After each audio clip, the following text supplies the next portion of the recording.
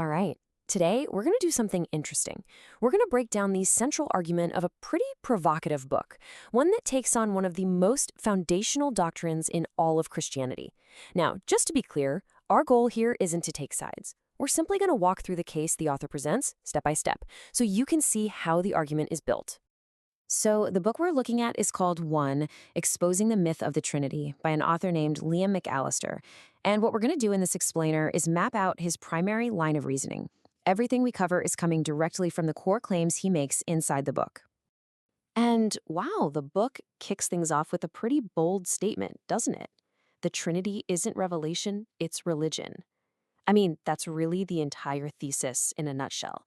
The author's whole position is that the idea of the Trinity isn't something you'll find in the original scriptures. He argues it's a system that was built much, much later. So let's dive in and see exactly how he tries to construct that case. Okay, so here's the game plan. First, we'll look at the book's central claim. Then, we'll explore its foundation, which is all about monotheism. After that, we'll get into the case it makes against co-equality, and then a really interesting part, how it reinterprets key scriptures. And finally, we'll wrap up with the conclusion the author proposes. All right, first up, the book's central claim. And it's pretty straightforward. The author's foundational premise is basically this. The doctrine of the Trinity is a later invention. He argues that if you go back and read the words of Jesus or the original apostles, you just won't find it there. So where does he say it came from? Well, the book points to big historical events, specifically church councils like the famous Council of Nicaea back in 325 AD. From the author's perspective, these gatherings weren't about, defending some long-held truth.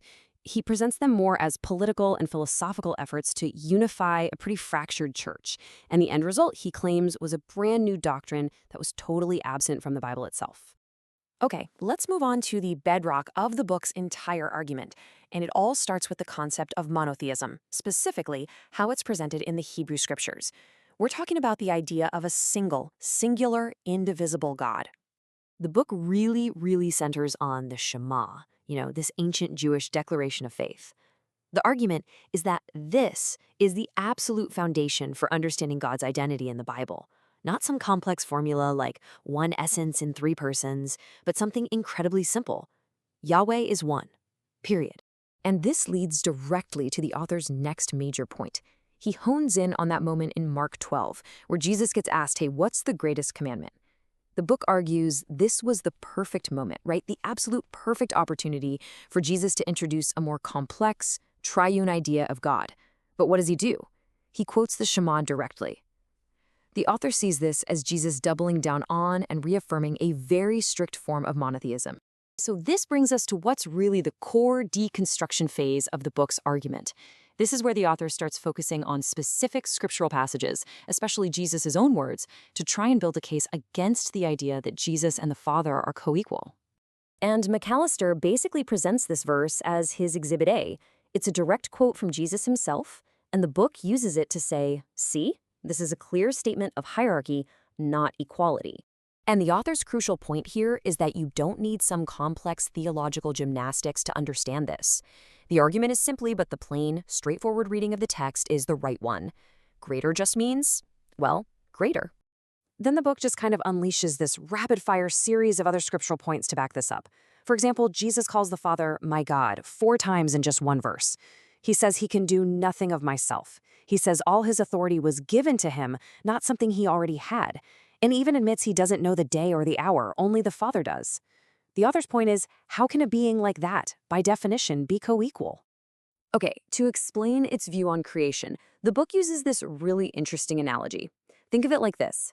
The Father is the master architect. He designs and builds the entire kingdom. He does all the work. And the Son, he's the heir, the one for whom the whole kingdom is being built. But here's the key distinction the book makes. The heir doesn't actually participate in the creation. The kingdom is just made for him, with him in mind. All right, so if that's the case against co-equality, what about all those scriptures that people use to support the Trinity? You're probably thinking about them right now. Well, the author turns to these next, and he starts offering his own alternative interpretations for these really common proof texts. And he makes a really bold claim about probably the most famous Trinitarian proof text of all, a verse called the Comma Johanneum in 1 John 5:7.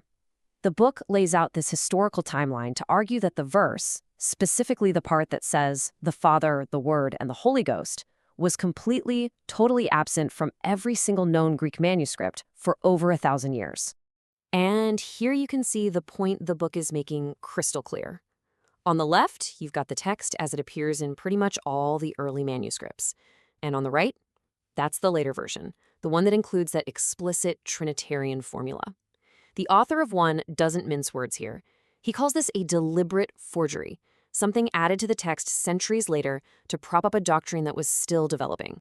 So naturally, this raises a question, one the book totally anticipates. Okay, fine, but what about other passages? Like, what about Colossians 1:15, which calls Christ the firstborn of every creature? I mean, that sounds pretty significant, right? How does the author handle that one? Well, from the book's perspective, the absolute key is understanding what that word firstborn, that's prototokos in the Greek, actually meant. He claims that in a Jewish context, this term had nothing to do with being the first one created. Not at all. Instead, it was a title of supreme rank and inheritance. It was all about signifying an elevated position of honor. All right, let's start to bring all these pieces together.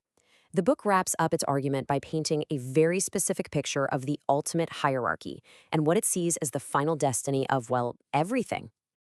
To do this, the author points to 1 Corinthians chapter 15 as the definitive endgame scripture. The book interprets this passage as a super clear, step-by-step process. First, Christ reigns until he's defeated all enemies. Then, he hands the completed kingdom back to the Father. And then, and this is the big one, the Son himself becomes subject to the Father. Why? So that in the end, God can be all in all. And to really hammer this conclusion home, McAllister highlights Jesus' own prayer in John 17. The argument is that eternal life itself is defined right here as knowing two distinct beings. You, he says to the Father, the only true God, and a separate, second being, Jesus Christ, whom you sent. And that's pretty much the core of the argument presented in the book 1. It really makes a case for what it calls biblical simplicity versus what it sees as later religious tradition. And in the end, it just leaves the reader with this one final, really thought-provoking question. Is the truth about God some complex, deep mystery? Or, as the author argues, has it actually been simple all along?